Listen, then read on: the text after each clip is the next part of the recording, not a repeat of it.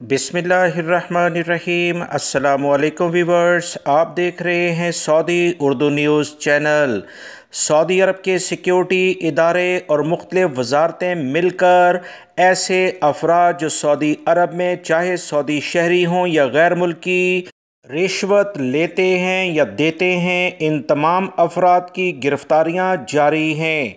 Saudi अरब में इंसदाद corruption ने कहा कि गुज़िश्ता माह के दौरान करप्शन के इल्ज़ाम में सऊदी अरब में 84 अफराद को गिरफ़्तार किया गया है, जिसमें मुख्तलिफ़ वजारतों के अहम तरीन अफराद भी शामिल हैं जो अपने महकमों में बहुत अहमियत रखते थे। 211 अफराद से तफ्तीश की गई। गैर मुल्की अफराद के लिए ये बहुत ज़्यादा अहम खबर है।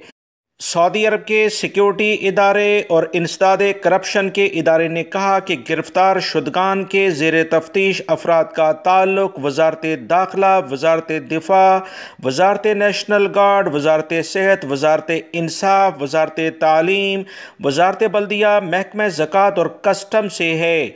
इन अहम महकमों में मौजूद अफराद जो रिश्वत लेते थे उन्हें पकड़ लिया गया है। महकमे ने कहा कि इन अफराद पर करप्शन, रिश्वत, मनी लॉन्ड्रिंग, जालसाजी और मनसब के बेजा इस्तेमाल के अलावा माली खुर्द-बुर्द के इल्ज़ामात हैं। सऊदी अरब के इदारे ने कहा कि गैर मुल्की अफराद हों या सऊदी शहरी, अगर इनसे कोई भी शख्स रिश्वत मांगता है तो सबूत के साथ हमें इतलात फराहम करें। ऐसे अफराद को किसी सूरत माफ़ नहीं किया जाएगा। गैर मुल्की अफराद होने की सूरत में इन्हें सज़ा जुर्माने के बाद सऊदी अरब से हमेशा के लिए ताहयात डिपोर्ट किया जाता है और सऊदी अरब में वो दोबारा हज और उम्रे के वीज़े पर भी दाखिल नहीं हो सकते। गैर मुल्की अफराद इस बात को अच्छे तरीके से ज़हन में बिठा लें, कवानीन पर अमल करके ही सऊदी अरब में बेहतर अंदाज में रहा जा सकता है।